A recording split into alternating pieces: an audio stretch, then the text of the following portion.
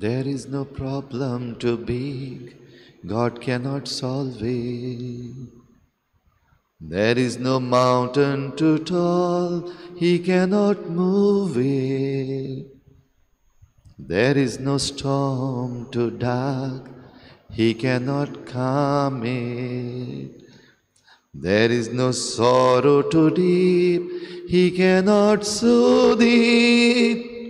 Scott Wesley हें गीत बरयता आनी त्या उपरांत तो म्हणटा, if he carried the weight of the world upon his shoulders, my brother my sister, he will carry you.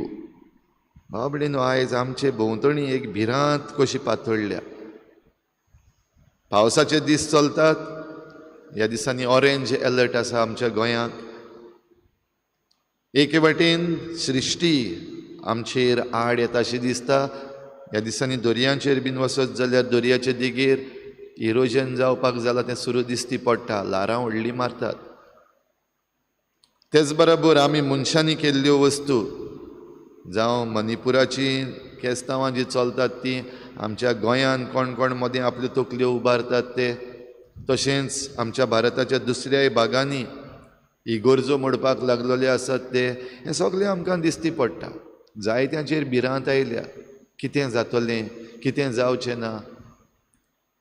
भाव भयणीनो, आयच्या पयल्या वाचपाचेर जरी तर आमी नदर मारली, सदोम आनी गोमोरा ह्या शारान लॉट, आब्रामाचो जो सोयरो आसा तो रावतालो आनी देवाची नदर तांचेर आसली. पूण सदोम आनी गोमोरा ह्या शारान सगळे तरेचें पातक, you name it and you have it. तर हे सगळे तरेचीं पातकां जीं लोक सोडूंक तयार नासलो आनी तें एक सदांचें जिवीत कशें जाल्लें, तेन्ना देवान ह्या शाराचें निसंटन करूंक ह्या सगल्यांक पातक आनी पातक्यांक एक बराबर नाटक करपाक येवचिलें. पूण तातूंत भितर लॉट आनी ताची फामील जीं देवाच्या उतरां प्रमाणें जियेतालीं, तांकां तातूंतलीं भायर काडपाक येवचिलें. आनी आयचें हें वाचप आमी आयकलां कितें जालां तें. तांकां भायर काडटा आसतना लॉट म्हणटा, सायबा त्या दोंगरार हांव पावचो ना इतले पयस, कित्याक हें सगळें शारूच ते भशेन जाल्लें आसा, देखून देव काबार करपाक वेता. आनी तांचेर गंदगाचो आनी उज्याचो पावस पडपाचो आसा, सल्फरीन. म्हणटच सगळें जें कितें शारांत आसा तें लासोन वेतलें, कांयच उरचें ना. फकत दिसती पडटलो धुंवर. जशें आब्राम, हें वाचप सोंपता आसतना आब्राम पळयता पयस रावून, सगळे भोंवतणी आख्खो धुंवरूच, सगळें निसंटन जालां. आनी निसंटन जावपाचें कारण कितें? निसंटन जावपाचें कारण मनशाचें जिवीत, मनशाचें पातक, आनी मनीस आपलें जिवीत बदलूंक तयार ना हें कारण. जरी तर ही परजा आपलें जिवीत बदलूंक तयार आसली, साल्वार जावपाची. असल्या वातावरणान भाव भयणीनो आयज आमी आसा काय? आयज आमचे भोंवतणी पातक कसलें आसा, कितलीं पातकां आसात? आयज आमच्यांनी म्हणूंक जाता काय, you name it and we have it, सगळे तरेचीं पातकां. जाल्यार आमचेरूय असलेंच येवपाचें आसा काय? सदोम आनी गोमोरा जशें जालें, वो ज्यो वस्तू आमचे भोंवतणी घडटात असलें घडटा काय आतां? भाव भयणीनो, प्रश्न जायते, भिरांत जायती, आनी ह्या प्रश्नांक जबाबूय आमचे लागीं सारकें नात, समजना आमकां. थोडे फावटी आमी घडी म्हणपाक शकता, this is just a coincidence, or this is just natural, सृश्टीचें एक काम तें जाता ते भाशेन. वो थोडीं जाणां म्हणटलीं ना, ही पातकाची खास्त, देवान आमचेर खास्त घातल्या, कित्याक आमचें जिवीत सारकेंच पाड जाल्लें आसा. जशें आयच्या जबाब स्तोत्रान 25वें स्तोत्र तें, हो स्तोत्र बरोवपी म्हणटा, ह्या पातक्यां बराबर तूं म्हाका सांडून दिवं नाका, तांचे बराबर म्हजें निसंटन जावपाक दिनाका. कित्याक ते लॉन्स घेयत आसात, हें पाड आसा ते करीत आसात, सुदरपाक सोदना, पूण हांव तांचे भाशेन जावपाक सोदना, म्हाका वाटाय तांच्या भितरलो.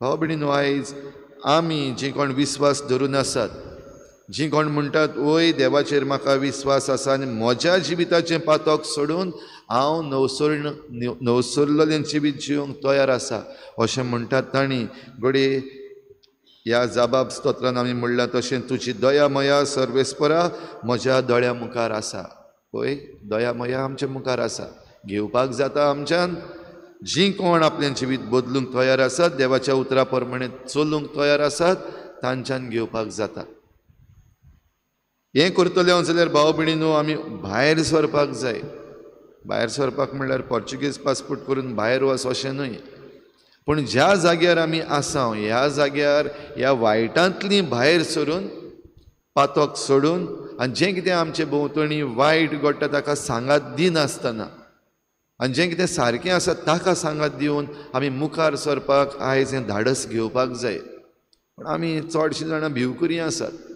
आमकां भिरांत दिसता प्रशासनाची आमकां भिरांत दिसता सरकाराची आमकां भिरांत दिसता पुलिसांची आमकां भिरांत दिसता जे गुंड आमकां सोडलेले आसात तांची आमकां भिरांत दिसता जे धर्मवादी उठलेले आसात कोण सुरयो तलवाऱ्यो नाका जाल्लें घेवन येतात उजो लायतात तांची आमकां भिरांत दिसता देखून तोंड बंद कर ओगी राव त्याच बरोबर तीच जे कितें वायट करता त्या वायटान आमकां नाका जाल्यार पासून आमी त्याच वायटान आसा म्हजें घर बांदपाक जाय जायना काम घे दी लॉन्स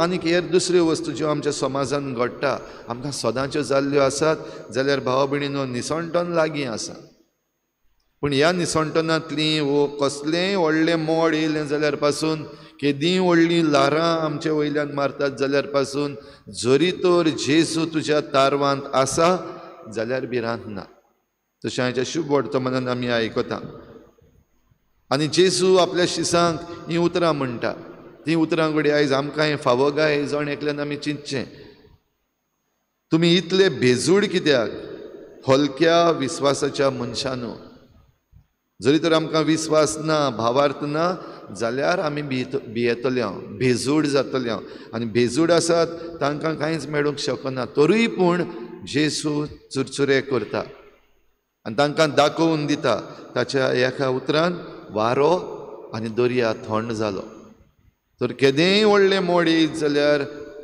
केदोय व्हडलो प्रॉब्लम आमच्या जिवितान आमकां आसा जाल्यार आनी जायते फावटी आमकां दिसता आय कॅनॉट सॉल्व इट कितली ट्राय केली जायच ना अशें दिसता जाल्यार पासून there is no problem that God cannot solve गितान आमी आयकलां कितेंय व्हडलीं वरिश्ट ल्हारां आनी व्हडले दोंगर आमचे मुखार आसात आमच्या जिविताचे जे आमकां समजनात घडये थोडे फावटी आमच्या घराब्यांतूच आसात थोडे फावटी आमचे भोंवतणी आसात वा थोडे फावटी आमच्या खासगी जिविताच्यो चुकी ज्यो आसात ते आमकां आयज व्हडले मावंटन्स जाल्ले आसात जाल्यार पासून देवाच्यान हें सगळें सुटावे करूंक जाता आयज दूख सगळ्याक पडलेली आसा भोव करून मणिपूरच्या स्टेटान आनी हेर दुसऱ्याय कडेन दुसऱ्याय जाग्यांनी फ्रांस हांगासर जायते कडेन ही दूख पसरलेली आसा तेन्ना there is no sorrow too deep that God cannot soothe it जाल्यार देवाचेर विस्वास दवरुया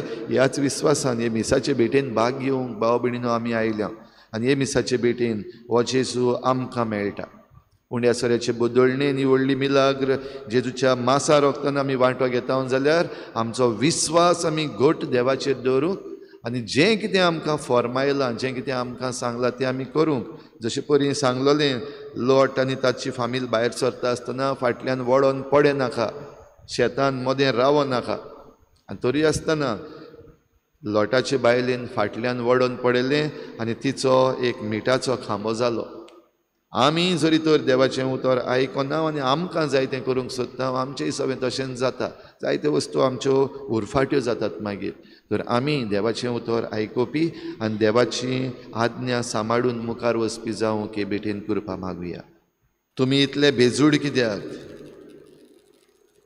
भाव भयणीनो आमी बेजूड जायना जावपाक आमचो विस्वास देवाचेर दवरूंक आमकां आयज उलो तर ह्याच विस्वासान जेजून शिकयल्लें प्रार्थन बापाक उबारुया आमच्या बापा स्वर्गींच्या तुजें नांव पवित्र जावं तुजें राज आमकां येवं तुजी कुशी स्वर्गार जाता तशी संवसारांत जावं आमचो दिसपट्टो गिरास आसा आमकां दी आनी आमी आमचे चुकल्यांक बक्षिता तशी आमची पातकां बगोस आनी आमकां ताळणेत पडूंक दिवं नाका पूण वायटांतली आमकां निवार.